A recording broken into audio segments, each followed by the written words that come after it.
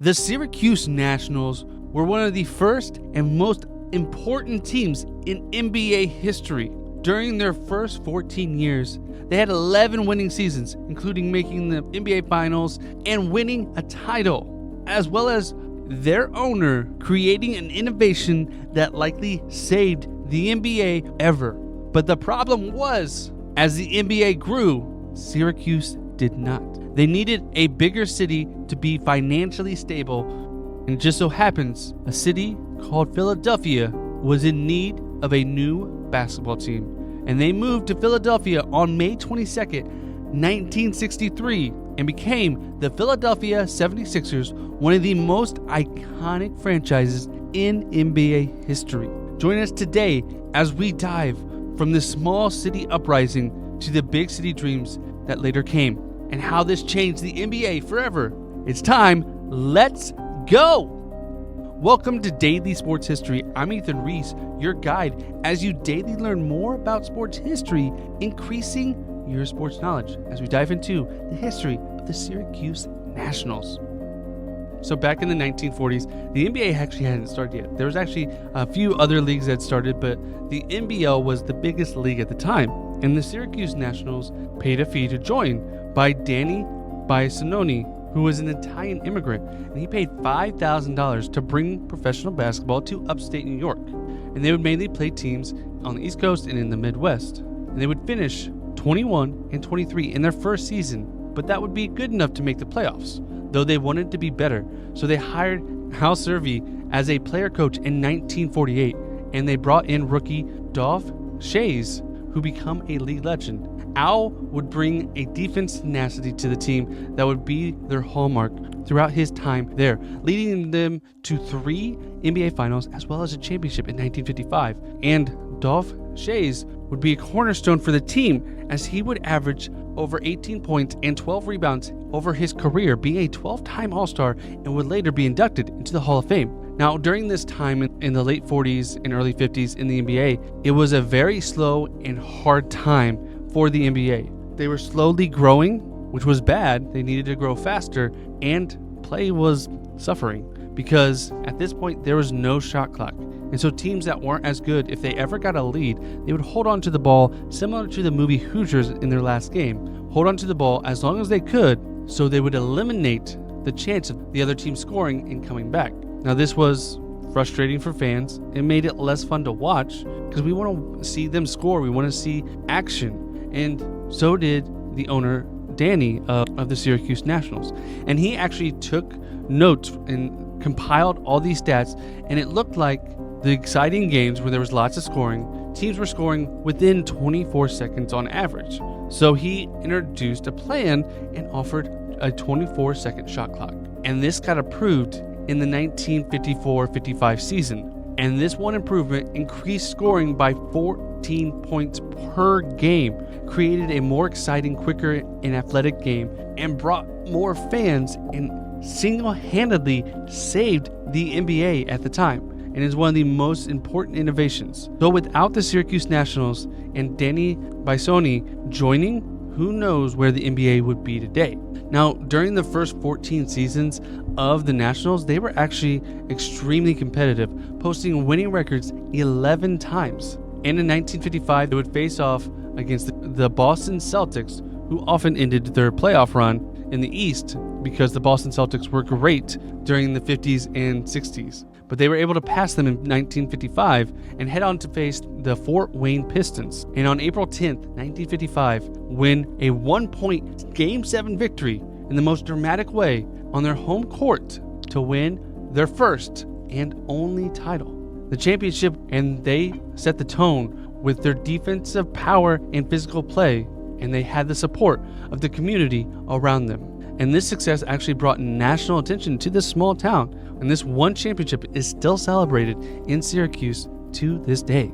The problem was the 1960s came along, which brought along a lot of changes, not only in the world, but in basketball, because with all these changes going on, the game was changing, it was becoming more physical, and superstar talent was taking over.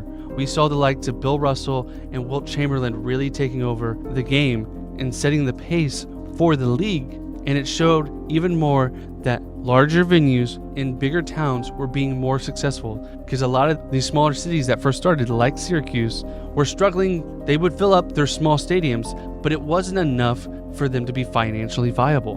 Back then, TV rights and TV money wasn't what it is today, which is the major revenue for the league. Instead, it was mainly ticket sales, and you needed to sell more tickets for every single game. The problem was, if you were in a small city, you couldn't build or even fill a large stadium like Madison Square Garden or the Boston Garden. You just couldn't compete with those large-scale markets, and so a lot of them eventually moved or fizzled out. And the league was also looking to expand as well, going to the West Coast and not just being an East Coast league. And so there were major relocations in the early 60s. In 1960, the Minnesota Lakers went on to move to Los Angeles, making it the first time the NBA was bi-coastal. Then in 1962, the Philadelphia Warriors followed them, sending them to San Francisco, leaving a major city in Philadelphia also without a team. So in 1963, with money struggles going on for the Syracuse Nationals, they could no longer stay in Syracuse. The population of Syracuse just was not enough. Just to give you an idea of the teams in the league at that time, there was, in the cities, there was the Boston Celtics, the New York Knicks, San Francisco Warriors, the Los Angeles Lakers, the Cincinnati Royals, the Detroit Pistons, the St. Louis Hawks, and the Chicago Packers, all of which had more than double the population of Syracuse at the time. They were too small and didn't have the capital to continue and sustain. Now, in today's day and age, with TV rights, they'd probably be okay. But instead, what had to happen is they actually sold the team to Irv Kosloff and Ike Richman after their final playoff loss on March 26, 1963, the last time an NBA game was played in the city, marked the end of the Syracuse Nationals and the last game they would play. And the new owners planned to move the team to Philadelphia, who had been without a team since the Warriors left for San Francisco just a year earlier. This symbolized an NBA shift, and this gave them a more lucrative option, and they could sell more tickets and become more financially viable. Now, the previous moves, such as the Philadelphia Warriors and the Minnesota Lakers, actually kept their name, but since they had new owners, the new owners actually wanted to change the team when they changed to Philadelphia.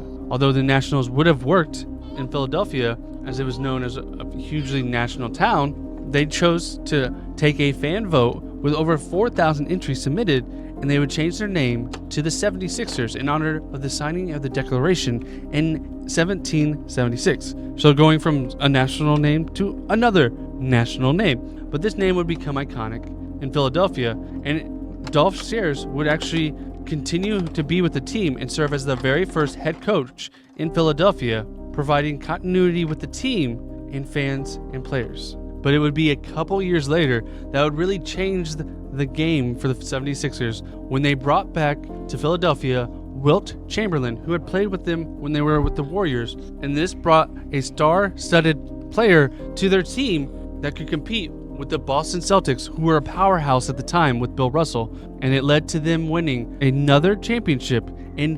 1975 as Wilt Chamberlain finally beat Bill Russell. And despite Philadelphia having the Warriors a year before, they don't continue to have those times with the Warriors. Instead, they use the championships and the stats from the Syracuse Nationals. So they won one championship in 55, one shortly after they moved in 67, and another in 1983, giving them 3 championships, which is actually top 10 in NBA history. And if it wasn't for the Celtics' dominance in the 50s and 60s, likely they would have had even more, as Syracuse could have won more, and even the 76ers could have won more. But the 76ers, to this day, actually honor the Nats by wearing an alternative uniform every now and then that features the Nats name on their chest to show where they came from.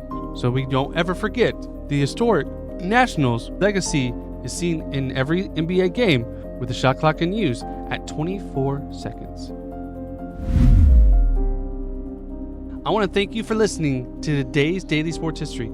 If you like this, please share it with a friend. Word of mouth is the best way that we can continue to grow here and continue to grow our community. And the more we grow, the more sports history I can bring you. Now, I'll see you on the next episode.